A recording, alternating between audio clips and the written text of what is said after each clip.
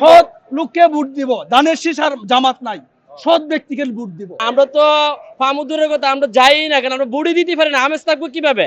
ভোটকে কেন্দ্র করে ভালো লাগতেছে, কিন্তু এই হয়রানিটা ভালো লাগতেছে না। আমরা যদি দেশে না যাই তাহলে নির্বাচন কিভাবে হবে? ভোট না দিলে সরকার গঠন হবে কোত্থেকে? আরে ভাই, সরকার তো গঠন হবে, কেউ তারা তো আমাদের ভোটের আশা করে না। যে দেখেন 11 তারিখ রাত্রেই ভোট হয়ে যায়, 11 তারিখ রাত্রেই তো ভোট হয়ে যায়। জনগণের দুর্ভোগ যাতে আমরা আর দেখতে না হয় সেটাই চাই। যে আসবে সে ওটা যাতে শেষ করে দেয়, যে দুর্ভোগ পোহাতে হবে না। এই যে 2:15 ট্রেন, আমরা এখনো বসে আছি, বাজে 3:10। তো দেখেন এখন যারা আসবে তারা এগুলো ফলো করেন, ফলো করলেই বুঝে যাবেন যে আমরা কি চাই। এবার যে উৎসব মুখর পরিবেশ দেখতেছি, এমন আমেজ আমি এই বয়সে আমি কোনো সময় দেখি নাই।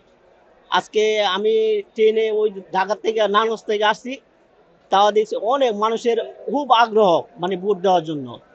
তারা বাড়িতে যাইতেছে ছাদে করে, বাসে করে, লঞ্চ মানে খুব কষ্ট করে যাইতেছে ভোট দেওয়ার জন্য। তাই আমরা চাই সুস্থ অবাধ একটা নির্বাচন হোক ইনশাল্লাহ। 2 দিন ছুটি দিছে আমাদের, শুক্র শনিবার সহ 4 দিন। আমরা অনেক খুশি, অনেক আনন্দ পাচ্ছি এবং ভালো একটা সরকার চাই আমরা, দেশটা সুন্দর করে চালা, এটাই আমাদের প্রত্যাশা। কিন্তু আরেকটা দুঃখের বিষয় হলো ট্রেনগুলো যদি সঠিক টাইম মতো ছাড়তো তাহলে আমরা আরো একটু খুশি হইতাম। না, অতিরিক্ত কোনো ভাড়া নাই, ভাড়া ট্রেনে যা আছে তাই। সবাই উৎসাহ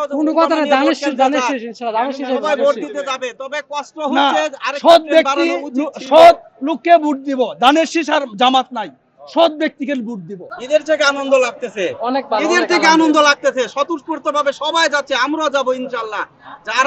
যারা বাসায় আছেন সবাই যাবেন ভোট কেন্দ্রে, ভোট দিতে যাবেন, নিজের অধিকার প্রয়োগ করবেন। ভোটকে কেন্দ্র করে ভালো লাগতেছে, কিন্তু এই হয়রানিটা ভালো লাগতেছে না। কিন্তু ট্রেন ছাড়ার কথা আরো 1 ঘন্টা আগে, ওই জায়গার মধ্যে 1 ঘন্টা উপরে লেট হয়ে গেল, আজও পর্যন্ত ট্রেন ছাড়তেছে না। এই জন্য আমাদের আনন্দটা বিলীন হয়ে যেতেছে। আমরা তো ফামুদুরের কথা আমরা যাই না কেন, আমরা ভোটই দিতে পারি না, আমেজ থাকবো কিভাবে?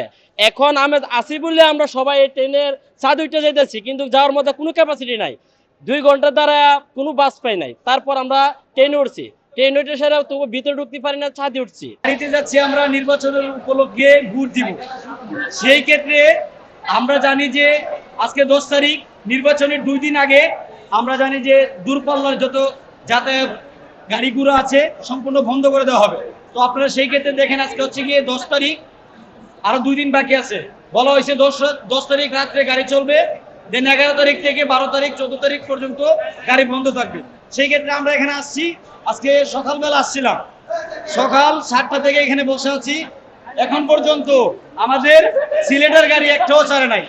এই যে আপনারা যদি লক্ষ্য করে দেখেন, আমাদের ট্রেন শুরু থেকে শেষ পর্যন্ত, এমনকি এটা হচ্ছে 2 নম্বর প্ল্যাটফর্ম, এদিকে চাই দেখেন আপনারা 5 নম্বর প্ল্যাটফর্মে বিভিন্ন গাড়িগুলোতে যাত্রী ভরপুর ভাবে বসে আছে, কিন্তু পরিবহন এখন পর্যন্ত এখান থেকে কোনো গাড়ি চলতেছে না।